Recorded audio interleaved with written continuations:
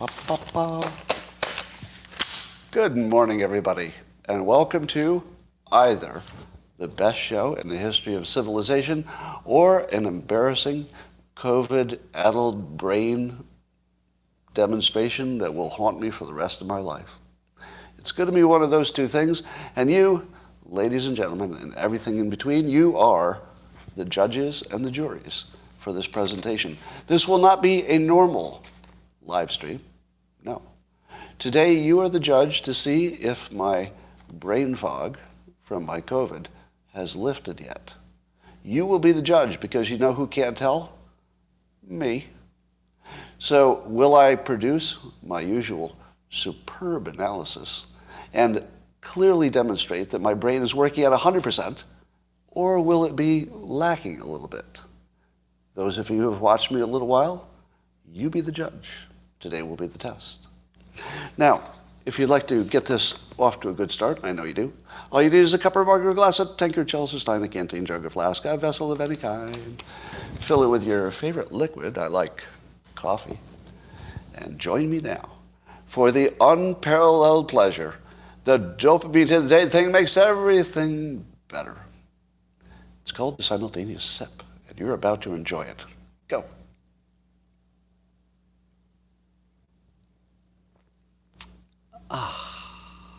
Yes. Well, catching you up, if you did not know, I tested positive for COVID on Saturday. Today is Tuesday, and I thought I'd give you an update. And so, just before I came on here, I took another test to see if I still have the COVID. Does anybody want to look at this test and tell me the answer? Because I couldn't see it from where it was laying there. All right. Somebody? I'm going to show it to the locals people first. All right, locals.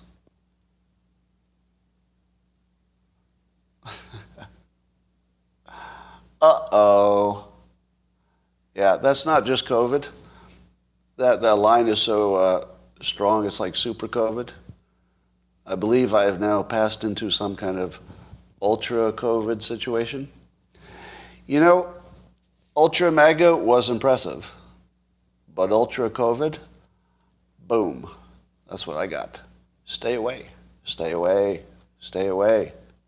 Now when I want to not spend time around people, instead of making excuses, like, oh, I have to work, or, whatever, I'll just take this out. This will be like a cross that gets rid of vampires. Back off. Back off. 20 feet, 20 feet, 20 feet. So I think this will keep me lonely for a while. But let me give you the update on the symptoms. So first day, Saturday, horrible. Second day, I would say the symptoms were gone 70% by the second day. But 30% of that was still pretty rough. Right? That's still 30% of something that sucked. So day 2 wasn't too fun.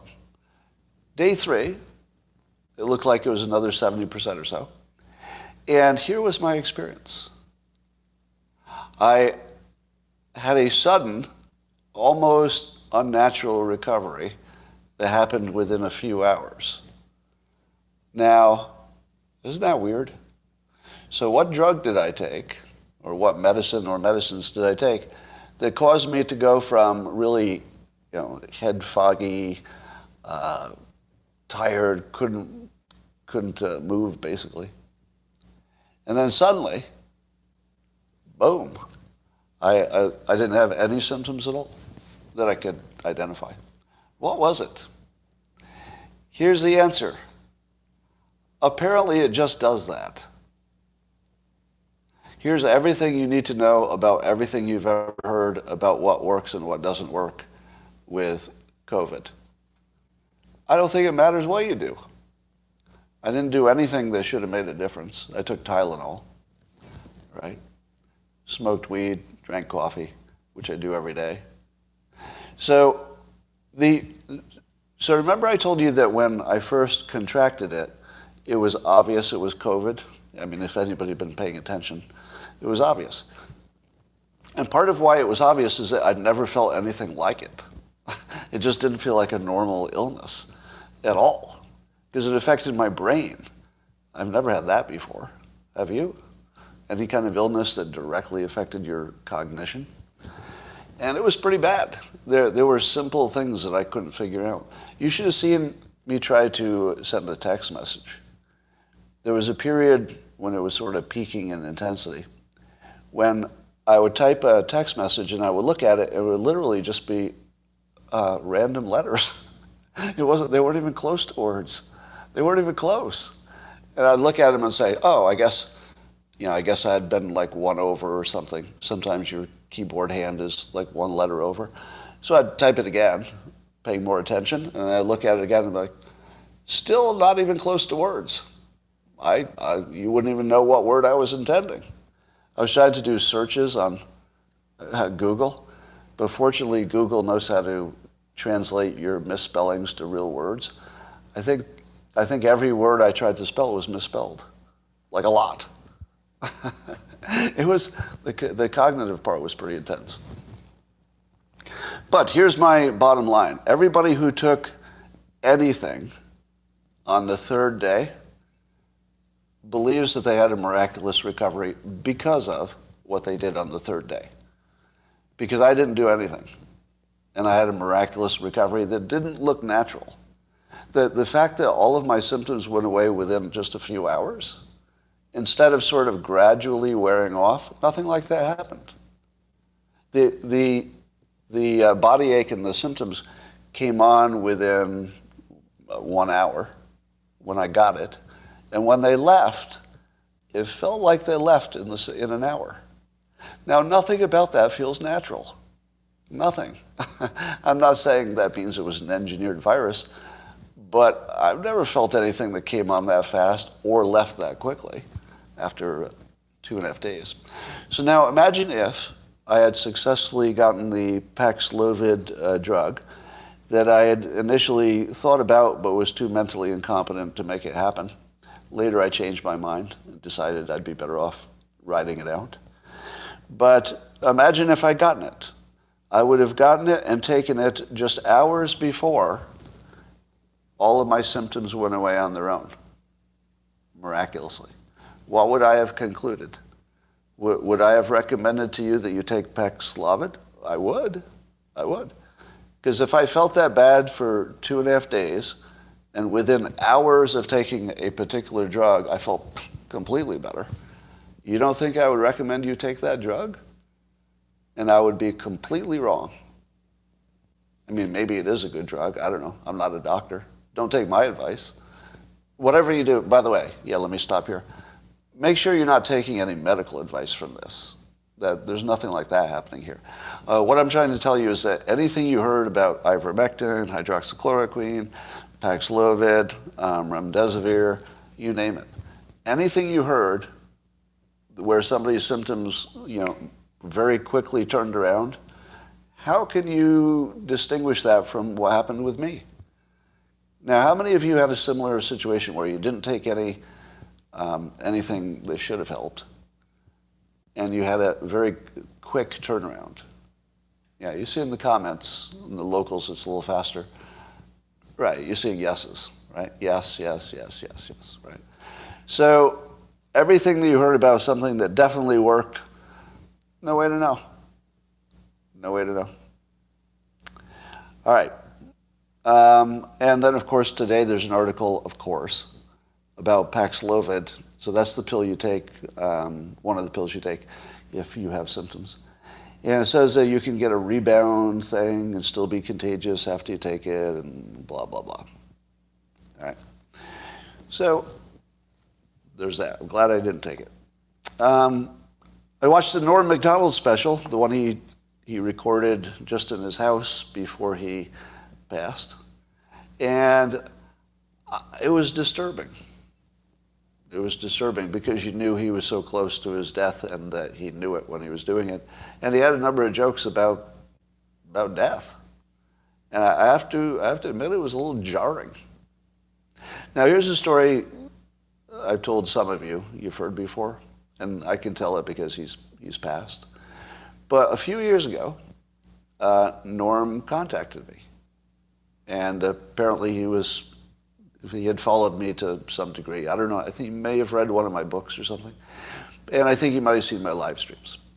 So he contacted me on Twitter, I think, and asked if I would take a call. So I did. So I talked to him, and I didn't know that he was dealing with a terminal cancer. But he asked me about dealing with pain. So apparently he had some kind of ongoing pain that drugs weren't doing the job for whatever reason. And he asked me if hypnosis would be a potential solution to that. So I told him what I knew about it, which is some people do get some relief from hypnosis. It kind of depends, right? I'm not going to say it's going to work on every kind of pain in every situation. I don't know that to be true. But you hear enough reports about people anecdotally who feel like they handled their pain, so I thought it was worth trying. And so because I had that little bit of encounter with him, and then after the fact I realized how meaningful it was. I mean, I thought it was plenty terrible that he had to deal with this chronic pain. I didn't know how bad it was, or that it was part of a terminal situation. So I found it hard to watch, but I recommend it highly. Because you do see, one of the greatest of all time, putting out some material you haven't seen before, and that alone is worth watching. I also watched Ricky Gervais, his new stand-up special that the trans community is getting up in arms for. And it's kind of interesting because he says so directly that these are just jokes and that he says things just for effect. He says that in the act. He pauses and says, I just say this for effect, right? It's just to offend you and make people laugh. I don't mean any of it. And to me, that should be good enough. But the fact is that some things do offend people, just the topic itself. It just feels like you're making it too easy to mock them or something. So I felt that this is one time that Ricky Gervais was trying a little too hard to be Dave Chappelle. I hate to say that, but that's what it felt like. Because remember how impressive it was when Chappelle handled, basically a similar situation. And he did it, wokeness, let's say, wokeness in particular, not the trans issue. But when Chappelle did his special, it was just sort of genius. And it showed that somebody could talk about complicated emotional topics and still make it all work. And I felt like Gervais wanted to enter that same space, and I guess he did it successfully. I'd say he did it successfully. He did occupy the space, and he got away with it, by his standards. But I felt like it was a little forced. That's all. I felt like he was trying to get into that space more than he was trying to just make us laugh. So it felt like there was a burden on the writing. That's what I felt. It's sort of just a weird writer's take on it. But do I recommend it? Yes. Yes, I recommend it. So in terms of things you could watch that would entertain you, yeah, you should watch it. Definitely watch it. Here's a hoax update. So Jeffrey Goldberg, who may or may not have ever promoted any hoaxes in his past, tweeted this. He said, a reminder that on Memorial Day 2017, Donald Trump and John Kelly, his chief of staff, visited the Arlington National Cemetery grave of Kelly's son, a fallen Marine officer. Trump turned to Kelly and said, quote, "I don't get it. What's in it for them?" So that's what Jeffrey Goldberg says happened in 2017.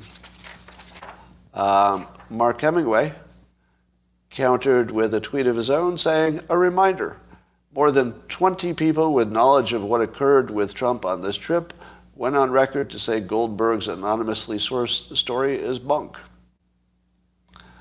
Okay. Now, did you believe even for a second that this was true? I mean, just listen to this again. Do you believe that Trump would have stood next to a grave with Kelly and, where his fallen Marine son was, and turned to Kelly and said, "I don't get it. What's in it for them?" Does that even sound a little bit like something he would do? Like, even if you assume the worst things about Trump are true, he's always been respectful to the military. Has anybody been more consistent in being respectful to the military in all the ways that he can figure out how to do it, right? I mean, even if he missed a salute here or there, I don't know, maybe he did, but clearly his intentions have been so consistent for years and years. I mean, so it's just a ridiculous hoax, and I can't believe anybody tried to promote that one. But somebody will believe anything. All right, when I put out my hoax quiz, they had 10 popular hoaxes on it, and I invited you to borrow it so you could share it with people who try to argue with you online. But if they believe any of those 10 hoaxes, you can say to yourself, I'm not dealing with a clever person here. And that might be useful. But I was one-upped by a user who said, 10, here's my list of, 25 or 30 hoaxes. What would be better? What is more persuasive? 10 hoaxes, or let's say 30. If I were trying to convince you, let's say a Democrat, that the Democrat side was doing a lot of hoaxing and that it makes a big difference in how they see the world, would I be more convincing with 30 or with 10? The answer is probably 10. Now, I say probably because I think you'd have to do like a proper scientific study to know which really makes a difference. Could be that the bigger number influences people, but I don't think so, and here's why. If you only do 10, you can make sure that you pick the 10 that are the strongest cases. If you pick 30, you will necessarily have things that are weaker than whatever your best 10 was, right? So your goal would be to have the most number without getting into any weak ones. Because when I looked at the list of 30, even I said, that's not a hoax. No, that's marginal. So I'm completely on the side of the hoaxes being hoaxes, but even I didn't believe the list of 30. You get that? Like, I'm completely primed to believe that the Democrats are hoaxing everything. I've seen so many of them. But even I couldn't believe the list of 30. The list of 10 is hard enough to believe as it is. And that's actually part of its strength. Because you want people to see that there are like 8 things on there that even they know are hoaxes. And then there are 2 on there that they think were real. And they're like, oh shit.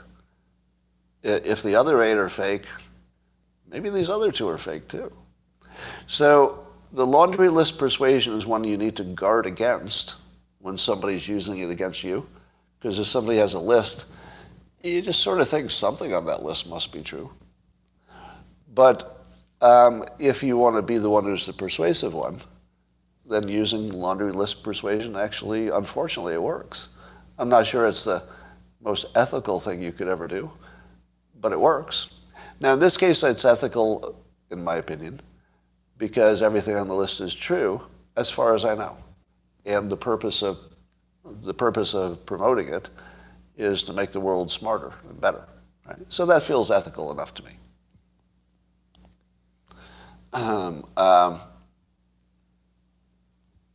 Yes, and as somebody saying here, if there's one cat that doesn't belong in your house, you might be able to get rid of it. But if there are 10 cats, you're going to have to deal with a root cause. There's maybe a root problem here or something. All right. Elon Musk is, sort of doubling down on his voting Republican. But he said and that he has a reason for why the Democrats may have turned so negative lately. And apparently some of that negativity is hitting him. He says that there was somebody who donated lots of money to political action committees posing as charities, and that all that money is causing a lot of negativity to come into the system. And that the person who donated all that money was Jeff Bezos' ex-wife. Mackenzie Scott is her last name, I guess. And so Musk is like directly saying that her money has changed things into a bad thing, and so much so that he's escaping the Democrats. All right. And Musk says that it's true that Tesla was attacked by Romney in 2 of 3 presidential debates, but he says those lines were fed to him by a particular individual in the oil and gas industry. So Musk knows a lot about what's behind the curtain. Like, he even knows the person who gave Romney the talking points. So that's pretty far behind the curtain. And he says, given the unprovoked attacks by leading Democrats against me, meaning Musk, and a very cold shoulder to Tesla and SpaceX, I intend to vote Republican in November. I love the fact that he's using his own vote as a public political weapon. Who else could do that? Imagine if I went public and said, I'm going to change my vote, and the entire world would say, so? What's that got to do with me? Go vote any way you want, citizen. But when the richest person in the world says he's going to change his vote and then shows his work, tells you why, you kind of pay attention. I feel like he could move the needle. I mean, I don't know how much, but like I know I couldn't or anybody else. But I think he could actually move the needle by saying, if you don't act better, I'll vote for the other team. Now, what is it that Democrat voters get wrong all the time? What Democrat voters get wrong all the time is they'll vote for their team no matter what the team does. I suppose you could argue that Republicans do that too. But if people are just team voters, we're doomed. So the richest, maybe one of the smartest people in the world, just showed Democrats how they can retake power. Stop voting for the people that are screwing you. Do you know how big a lesson that is? Stop voting for the people who are just screwing you. Like they're screwing you right in front of you. They're not even pretending they're not screwing you. I mean, they're screwing Musk like right in front of his face. So why would he vote for them? Now, I love the fact that he's not saying, I love Republicans and I endorse all their policies. He's literally just punishing Democrats for being assholes. Am I right? Which is actually a really useful impulse. Because simply saying stuff doesn't really change things. But he actually changed his vote. And he's willing to change his vote to vote for a team that has policies that I think, just guessing, he hates. I'm just guessing. Because I don't think he's a conservative. So don't you think there are some conservative policies, some Republican policies that he probably hates? But he's still going to vote for them to punish the Democrats. That is really useful. If he taught the whole country to do that, just punish your team if they're obviously just abusing you, I don't know, I think we'd come out ahead, wouldn't we?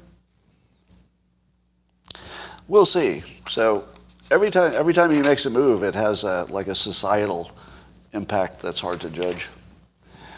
Good news in indoor farming, and maybe outdoors too. There's now a really good farm bot, a robot that can plant your seeds and water it, and it can pick the weeds, and it can fertilize it exactly the right amount. And basically every kind of plant will get its own special treatment and that. And I thought to myself, I believe that there's a 10x improvement in indoor farming that we're going to see in the next few years. And all you need to do is be able to build a cheaper structure, right, the indoor part. So if we can figure out how to make, a durable, easy structure, that'd be half of it. Then the robots will get rid of the labor because they can work all day long and they can do it perfectly. They'll get rid of the fertilizers. Or no, not sir, they don't get rid of the fertilizers. They get rid of the pesticides, right? Because there's no bugs. I think the robot could probably even squash a bug. They didn't teach it to do that. Yeah, it's hydroponics, probably. So I think the yields, and they'll also, I think, learn to grow better vertically, because they don't have the vertical thing down as well as they could. So I think there's going to be better mirrors, better lighting, cheaper electricity, fusion, who knows. But But whatever they do, I think there's going to be a 10x improvement in indoor farming, and that will make us a lot safer the next time there's a food shortage. Speaking of food shortage, we have two gigantic problems in the world. One is that wheat looks like it's going to be greatly constrained. So the supply of wheat will be so constrained that poor countries are predicted to have starvation. It's a big problem. Second big problem, obesity in rich countries caused by too much bread. Well, other things too, but too much bread. So if we have rich countries who have too much bread, it's making them unhealthy. And you got your poor countries who are going to starve because they don't have enough wheat. Is there no way we can solve two problems at the same time? Okay, I get it. There's a distribution challenge. Sure, I get it. But it's such a big problem, I feel like you could make those adjustments. I'm taking this personal. I don't mean to take your bread away from you. Now, somebody said, you can't take bread away from the rich. They will fight to keep it. To which I say, well, if it's not on the shelves, what are they going to be fighting to keep? So I feel as if the biggest category in my supermarket is bread-related things. I don't think we have a bread shortage. I think we have way too much bread. So maybe the reason that it looks like an emergency, but we're not treating it like one, is that it isn't one. Maybe people just adjust what they eat and everything's fine. I don't know. Maybe.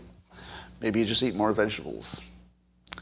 The CEO of Airbnb, Brian Chesky, says that the open office plan for cubicles or non-cubicles, I should say, is dead, and that the old way of the open floor plan with these meeting rooms that everyone's waiting in line to get in and no one can find a meeting room, all of that is, I think, a thing of the past. So people will be trying to redesign the office of the future, and it might include coming in for a week every quarter to bond. I don't know. Does it feel like the cubicle is dead? I mean, I tried to kill cubicles for 33 years, but it looks like it took COVID to do it. Now, cubicles will probably always, because they're cheap. As long as they're cheap, they're just still going to be used. There will be some cool high-tech companies that try other things and then give up on them later. It seems to me that Biden, his strategy for Ukraine is now clear. For a while, it was a little murky, but now it's clear. And I would call it the Afghanistan strategy. It's basically the same as the Afghanistan strategy, which you could call losing expensively. Losing expensively.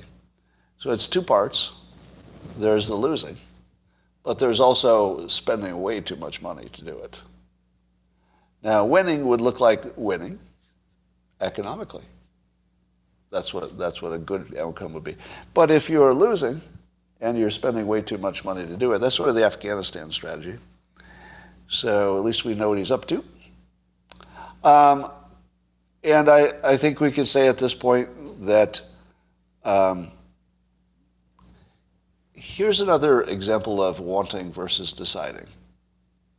You know how we were trying to decide what is it that Putin really wants with Ukraine? Does he want the whole country, or does he want the region he's consolidating now? And it always seemed like both, didn't it? It was like, well, like he sort of acted like he wanted the whole country, but maybe that was a fake out. Maybe he never did. Maybe he just wanted the other stuff. But I think here's a better way to look at it. It's the difference between what you want and what you decide. I believe Putin decided to take over those territories he's taking over right now, meaning that once he had decided, there was no price he was unwilling to pay. It looks like it. It looks like he would be willing to pay any price to take over those territories. So that looks like a decision. And as I told you before, if he ever decides he wants any part of Ukraine, he's going to have it, because he will be able to take however much pain it takes, and then he'll just have it. It looks like that's what he's doing. Any amount of cruelty, any amount of loss of life for Russians, any amount of military degradation, any amount of sanctions, apparently he's just going to do it. But did he think the same way about all of Ukraine and Kiev? I don't think so. I think all of Ukraine is something he wanted, but he had not decided on it. And that when it looked like it was hard to get, he said, well, okay. It kept their army pinned down, and so it did its job. We'll just take the part we care about. So I think the wanting versus deciding frame helps analyze that one. Here's the most optimistic, stupid thing you've ever heard in your life. You got a big problem with national debt, am I right? National debt's through the roof. You'd like to solve that, don't you? Wouldn't you? You got another big problem, inflation. Inflation, gigantic problem. You'd like to solve that, wouldn't you? Do you know what solves national debt? Inflation. You can inflate it away. Now, don't get me started on why that's a bad idea. Yes, that's the low IQ take. Now, it's both literally true that probably the only way to get rid of a debt this big is to inflate it away. But you want to do it with, a reasonable level of inflation. You don't want to do it with runaway inflation. That doesn't get you the win you wanted. Everybody okay with that? That you want some inflation, because we'll probably never be able to pay it down. You want the value of those dollars that we borrowed just to reduce over time because everything inflates. Even if it's just 2 to 4% a year. But if you're up to 8% a year inflation or something like that, that's a little too fast. A little too fast. All right. Oh my God, this is the left-wing Robert Rubin nonsense. I just said don't take it seriously. Is somebody taking that seriously? No, I'm pretty sure that you want a small amount of inflation if you ever want to get rid of your debt. But a big amount would be a bad idea. All right. Canadians, looks like they're proposing this legislation to cap their guns, meaning that you wouldn't be able to buy another handgun or any gun, I guess, if you're a citizen. They can keep the ones they have, but you wouldn't be able to get anything else. You wouldn't be able to import it. You wouldn't be able to get it anywhere else. Now, people are going to say, well, if Canada can do that, why can't the United States? Does anybody want to answer that question? If Canada can do this, why can't the United States? Go. Well, let me jump in with my answer while you're giving your answers. Because they live next to the United States. If Canada were ever, let's say, attacked by a tyrant who wanted to occupy the country, it would take 10 minutes for the United States to flow 200 million guns into Canada. They'll never be short of guns. Canada will always have all the American guns they want to use. Because we're not going to let Canada go under. Have you met us? Canadians, let me talk to you directly. Canadians, you might think that Americans are kind of assholes sometimes. You're not wrong. Well, we're kind of bastards. Yeah, we're kind of bastards sometimes. We're a little selfish. We're cruel. We're bigoted. We're racist. We're sexist. We're a lot of things. It's all true. But Canadians, if your ass gets in trouble, call us. Seriously. Call us. We're going to fucking save you. Every time. Right? So you don't need guns that much. I mean, at least for that one specific use, you don't need guns. Now, you might be feeling unarmed against criminals and stuff like that. That's not arrogant. Is it arrogant to say that America would come to the rescue of Canada if that were ever important? No, because Canada would do the same thing. Can the Canadians imagine any scenario in which the United States was seriously at risk from an outside force, and Canada would not mount its maximum military effort to jump into the fight? Of course not. It's just automatic, right? Canada and the United States are just linked, and that's not going to change. We're just linked militarily. So it's not arrogant to say that if Canada ever got in trouble, the United States would be there in a heartbeat. That's just common sense, because it would work both ways. Right? So, anyway,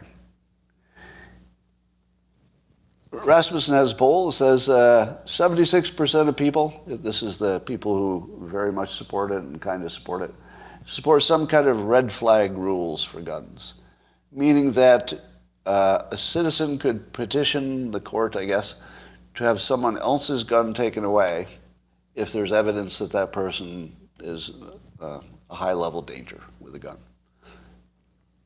76% of the public supports that. Do you? Now, let's take for granted that any law can be abused. So if you say the reason you don't agree with it is because the law can be abused, that would be a reason to not agree with any law. Because every law can be abused. We have laws against rape. Has anybody ever been falsely accused of rape? Yeah. I mean, almost everything can be abused. So, do you say that you shouldn't have a law because it might be abused? That's not a good enough reason. I mean, you'd have to be able to measure the size of the abuse. Well, how about this? If you think it's a good idea, you're wrong. And if you think it's a bad idea, you're wrong. Why? Can anybody answer the question? So there's my opinion. If you think that the red flag rules are a good idea, you're wrong. If you think they're a bad idea, you're wrong. Why do I say that? Because you can test it. Thank you, Anthony. Anthony, if you can test it, you're having the wrong debate. The debate is, where do we test it? That's it. Unless you want to go full constitutional and say, it's a red line, don't test it. But if you want to know if it works, just find some place that wants to test it. Find out, right? You don't have to debate it. Just test it. All right. And so therefore I don't have an opinion. I don't have any opinion on it because it can be tested. An Israeli cybersecurity company says that Twitter has 12% bot-related traffic at least. Now, the way that they calculate it, I think, is a little bit up to debate because they don't have internal Twitter numbers. They're just looking at external sites that originated from Twitter, and they think they've got it figured out. But I feel like the asking price for Twitter is going to go down, meaning that, correct me if I'm wrong, because I haven't done a merger of this size, but when you make a deal for a certain dollar amount, and then there's a disclosure period, right, where you find out if you're really buying the thing you thought you bought. If you dig in and find out the number of bots is way different than what you thought when you made your offer, then you would have cause to renegotiate. You'd say, okay, we've already said yes, but now we found that this asset is not as valuable as we thought, so let's decrease it by 12%, and I'll decrease my offer by 12%, or whatever the numbers are. The offer price will go down, not the asking. Right, the offer price will go down. Did I say something else? Yes, the offer price will go down. Maybe. So we'll see if that happens. So somehow the EU, the European Union bloc of them, have decided to, on Monday, I guess just yesterday, decided to cut around 90% of all Russian oil imports over the next 6 months. And they currently import 25% of their oil from from Russia. Now, is 25% so much oil that they can't get that from other sources? I feel like 25% is about the amount you can get over. In other words, it's not so much oil that you can't find other sources in 6 months. Now, I imagine that they would not have made this agreement if they didn't know they could work it out, or at least they didn't have a plan. Yeah, gas is the big issue, as somebody's saying. Oil is not the big issue, it's the gas, because that's a little harder to source. The North Sea is running dry, somebody says. And Hungary can still pipe that, yeah. So it makes you wonder why it took so long. And one of the lessons that you learn and relearn all of your life is that things that seem essential often are not. Have you ever been in a company with a key employee who, if that one employee left, everything was going to go to hell, and then that one employee left, and everything was fine? How many of you have been in that situation? The key employee left, and everything was fine. Yep, yes, yes, yep. And look at all the yeses going by on locals. Right. So, and I feel like this is another example of that. If you tell me that, no, we cannot find another source for 25% of our whatever, unless it's rare earth materials and you have to do it in a week, I'm going to say, I feel like you can always cut things by 25%. It doesn't even matter what the category is. Not always, right? But like 95% of all situations in the world, you can cut 25% off it and hardly notice. You'll make adjustments. All right. Let's talk about Putin's health. So that's in the news again. I would like to remind you of my record of determining people's physical health by looking at them. All right? First time I did this publicly that I can remember was I said in the 2016 election that Hillary looked sick. Does anybody remember me saying that a lot? That Hillary looked sick or drunk or something.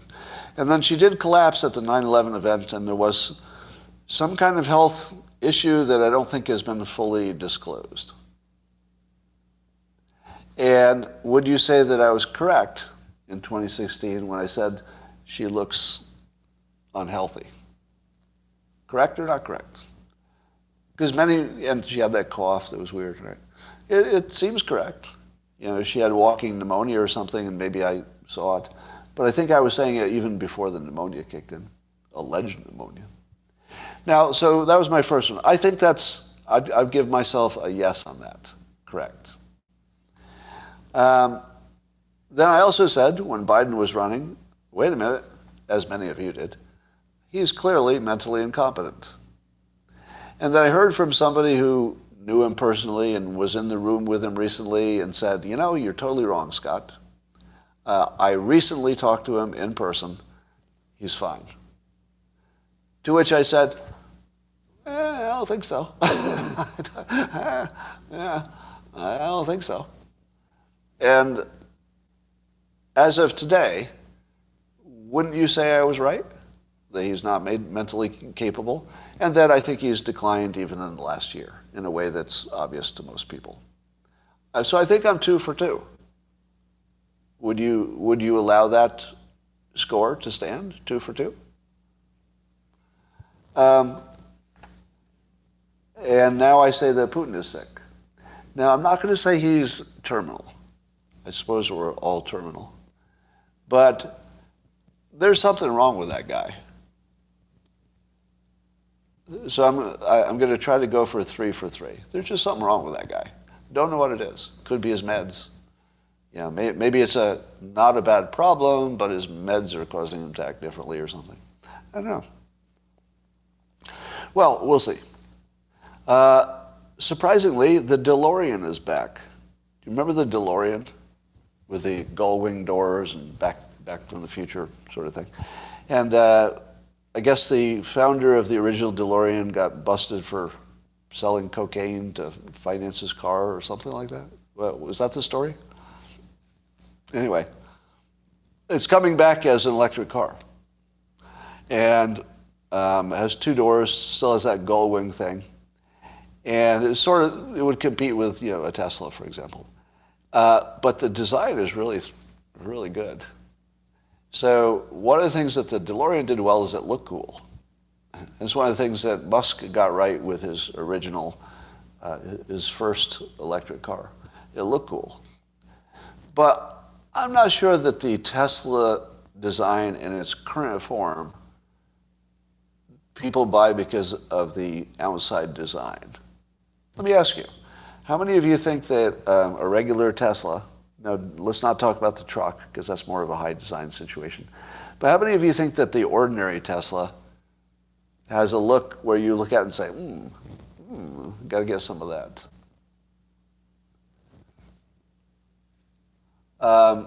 So it's a mixed bag. I'm saying a lot of people are saying it's ugly, but other people are saying they like it. Yeah. So some people are saying it's nice. Some people are saying meh. Now, at one point, I said to myself, I wonder if this was a rare mistake, because you could have made it more like a DeLorean, more sports car-ish. But on the other hand, there is a very large percentage of the public that won't buy something that's too flashy. So I've got a feeling that if you want to sell cars to regular people, you have to make them regular ordinary. I think we're too into our lifestyle, and the way we present it, that you can't take people who want to be under the radar and give them a cool car, because they're not going to want it. So I've got a feeling that the DeLorean will limit its audience to the high-end performance audience, because the average mom and dad just want trunk space. And that, ladies and gentlemen, is the conclusion of my prepared remarks.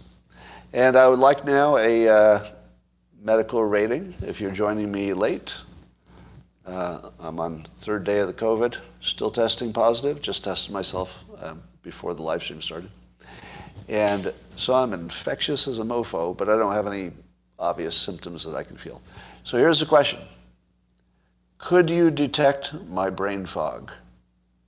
Go. Locals are saying no. What do you say, YouTube? Could you detect my brain fog? I'm seeing some yeses. Seeing some yeses. How many of you think that the brain fog detection could be imaginary? A lot of yeses. A lot of yeses. Yes, you appear to be unreasonable. Oh, how many think that? Is there anybody else who thinks that I was more strident or unreasonable today? Kind of subjective. Yeah. All right. Would it make any difference if you knew that I'm also heavily under the influence of marijuana? I got this new batch recently that has the highest THC concentration I've ever experienced, 39%. Now, if anybody's familiar with the field, 39% is shocking. I didn't even know that was even possible, frankly. 30 is sort of will blow your socks off. If you're not really experienced, you don't want to go over 30. So I didn't know what I was going to get at 39, but it's definitely different. Yeah, it definitely is it's quite a charge. Yeah, I don't think the fog is made up. So internally, I feel like I may have some fog, but I can't tell yet in terms of my performance. You don't look well. Well, I'm not. Did I just tell you I've got a terrible disease? Apparently it's not that terrible. Maybe COVID blocks caffeine absorption. You know what? So Jen says maybe COVID blocks caffeine absorption. Now, I don't think that's true. We probably wouldn't have noticed it, but it feels exactly like that. It feels exactly like I didn't have coffee. That's what it feels like. So you're saying you're better isn't necessarily true. No, my internal sense of how I feel is completely better. I do have, I would call it maybe like a pressure or something on my brain. Like, things look different, for sure. Yeah. Anyway, it's kind of fascinating. I would just encourage you not to believe any story of somebody who had a miraculous recovery from COVID because they took anything. Because apparently the symptoms just do go away all at once when they go away. So you're going to blame or credit whatever you were taking 10 minutes before they went away. And you will be wrong. You always get a brain fog when you have a cold or a fever. You know, honestly, it's been 30 years or more since I had anything that was like a bad cold or a flu or anything like that. So I didn't even know what it felt like to be sick. I'd literally forgotten what it felt like to feel bad. I mean, I guess that's the good news. All right, I don't feel depressed because I've heard that some people have symptoms of depression. So I don't feel that. And here's the weirdest part. I think it cured my my attention deficit disorder. Now, I don't have actual diagnosis of that, but there's a time of the day when I just can't concentrate. I just can't concentrate. And yesterday, I did an experiment. I said to myself, I wonder if I could just sit in the chair, just sit here, and be satisfied. Do nothing else, just sit here in the chair. And this is something I've tried lots of times before, because I wanted to see if, maybe I could get into meditating again. And I thought, well, I'll just try to sit here and just be happy. I've never been able to do it until yesterday.